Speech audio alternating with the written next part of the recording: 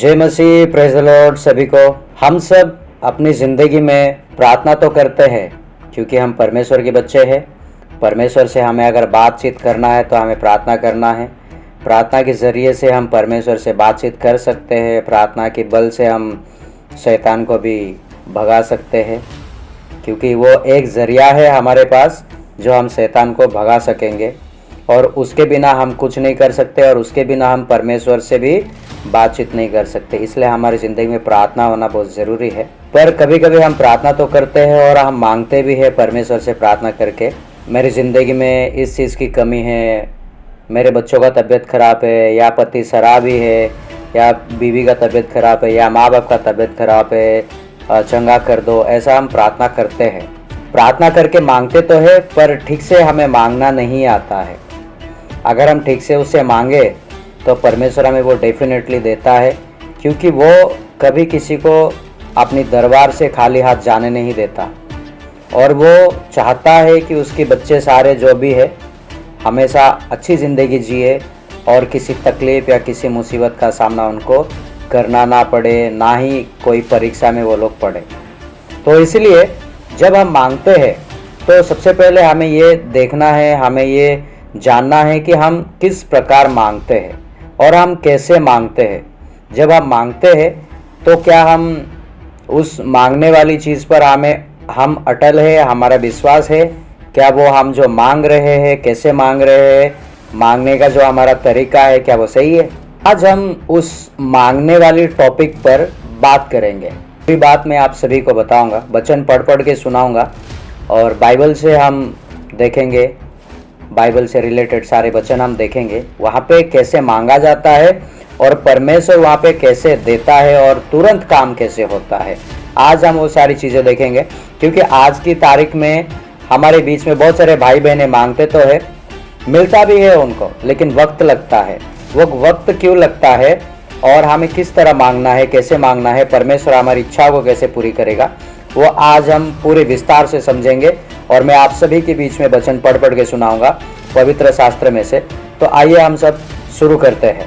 लूका का किताब का 1 अध्याय, उसका 6 और 7, 13 और 14 हम पढ़ेंगे।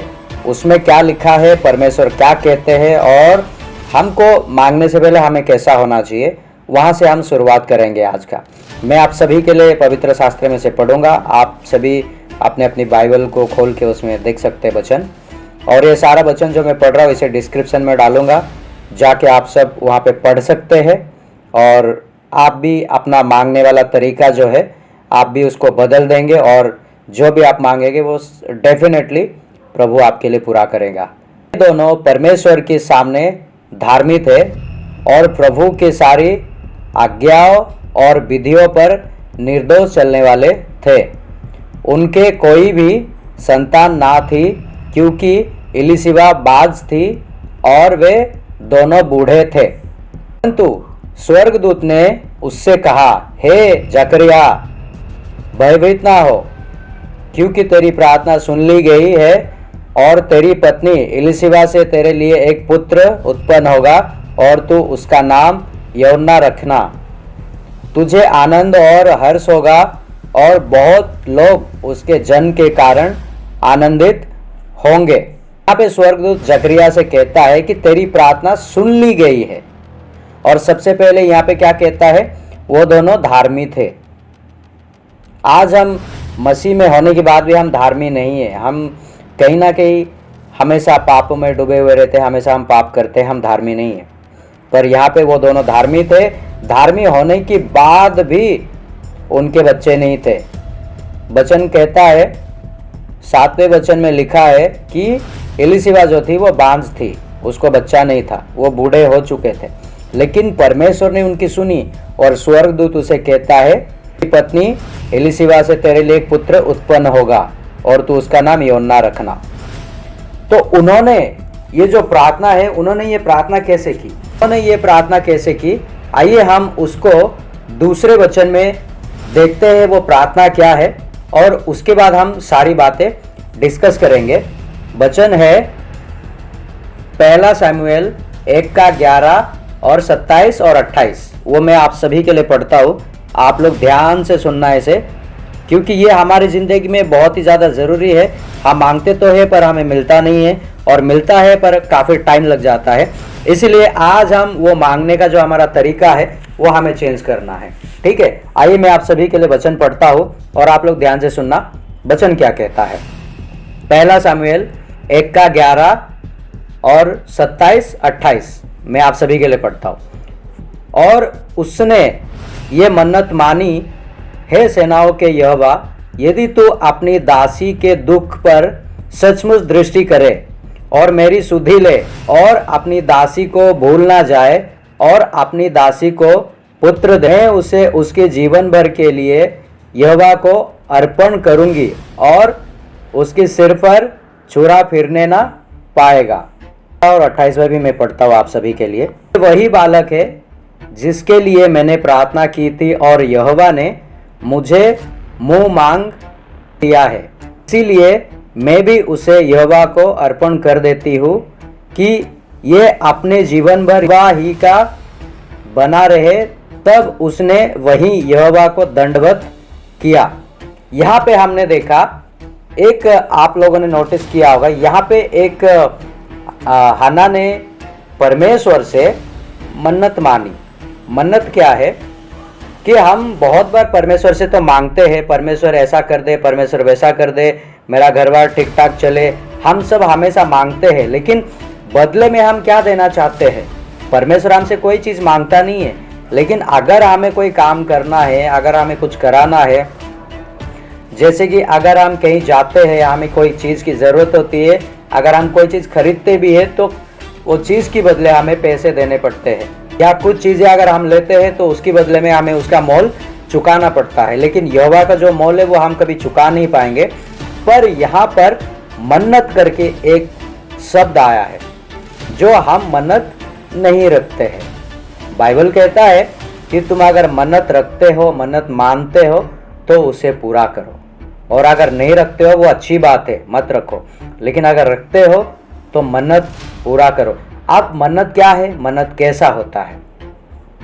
मन्नत वो चीज़ है जब हम यहोवा के सामने कमिटमेंट करते, शपथ लेते हैं कि प्रभु अगर आप मेरे घर में सब सही सलामत कर दो, मेरे बीवी बच्चे सही रहे, या मेरा पति शराब छोड़ दे, या फिर मेरे बच्चे चंगे हो जाए, तो मैं आपके नाम के लिए कुछ करूँगी या करूँगा, या मैं आपके नाम के लिए आपके भवन में कुछ चीज़ें दूंगा या दूंगी, या फिर मैं आपके नाम से आपके दास दासियों को खाना खिलाऊंगी या खाना खिलाऊंगा, या फिर आपके दास दासियों को मैं कपड़े दूंगा या फिर दूंगी। जो भी ये होता है मन्नत। जब हम मन्नत मानते हैं यहोवा के सामने, मेरे घर का सारा काम हो जाएगा तो मैं ये करूँगा, तब जाके हमारी ज़िंदगी में जो मन्नतें होती है वो बहुत ही जल्दी पूरा होता है। यहाँ पे हम हन्ना के बारे में अगर देखेंगे, उसके अगले साल ही उसको बच्चा पैदा होता है। जब वो मन्नत मान के जाती है तो वो गर्भवती होती है और अगले साल ही उसका बच्चा पैदा होता है, और जो बच्चा पैदा होता है वो सैमुएल होता है, हम सभी को पता है। लेकिन यहाँ पे हन्ना ने परमेश्वर से रो रो के गिड़गिड़ा कर अपने मुख को बिना खोले उसने प्रार्थना किया। अगर मैं 10वां वचन अगर आप लोगों के लिए पढ़ूंगा, 9 और 10 अगर पढ़ूंगा, तो उसमें तब सीलो में खाने और पीने के बाद हन्ना उठी और यहोवा के मंदिर के चौखट के एक बाजू के पास एली याजक कुर्सी पर बैठा हुआ था। वो मन में व्याकुल होकर यहोवा से प्रार्थना करने और बिलक बिलक कर रोने लगी। यहाँ पे देखिए, यहोवा से हन्ना ने विनती की और व्याकुल होकर बिलक बिलक कर रोने लगी, और उसका मुंह तक नहीं खुल रहा था उस मंदिर में जब वो बैठ के प्रार्थना कर रही थी। और उसने अपने मन में मन्नत माना कि अगर परमेश्वर यहोवा आप मुझे एक बेटा देते हो तो वो बेटा मैं आपके नाम कर दूंगी, और वो जिंदगी भर आपका सेवा करेगा और उसकी सर पर छुरा फेरने ना दूंगी। उसने ऐसा मन्नत माना जो कि परमेश्वर को बहुत भाया, परमेश्वर को प्रसन्न किया वो बात, और परमेश्वर ने उसकी कोख खोली और वो गर्भवती हुई और वो बच्चे को जन्म दी। इसीलिए हम जब कभी प्रार्थना करते हैं, हमारी ज़िंदगी में जब प्रार्थना होता है, तो हमें उस प्रार्थना के लिए कोई ना कोई मन्नत हमें रखना ज़रूरी है, जो हम ये कहे परमेश्वर आप अगर मेरी मन्नतें पूरी करेंगे, जो मैंने किया वो आपके लिए मैं करूँगा, आपके लिए मैं करूँगी। तब जाके हमारी ज़िंदगी में ऐसा कार्य होगा। तो आइए हम दूसरा वचन देखते हैं। दूसरा वचन क्या कहता है? उत्पत्ति की किताब 30वां अध्याय उसका 21, 22 और 23 मैं आप सभी के लिए पढ़ूंगा। परमेश्वर ने राहेल की भी सुधि ली और उसकी सुनकर उसकी कोख खोली, इसीलिए वो गर्भवती हुई और उसने एक पुत्र को जन्म दिया। तब उसने कहा, परमेश्वर ने मेरी नामधराई को दूर कर दिया है। यहाँ पे देखिए, राहेल ने भी परमेश्वर से विनती की, उसने भी प्रार्थना की और परमेश्वर ने उसकी कोख को खोला और उसने वो भी गर्भवती हुई और उसने अपने एक बेटे को भी जन्म दिया। अगर मैं 24 पढ़ूंगा, आप लोगों के लिए लिखा है, इसीलिए उसने ये कहकर उसका नाम यूसुफ रखा, परमेश्वर मुझे एक पुत्र और भी देगा।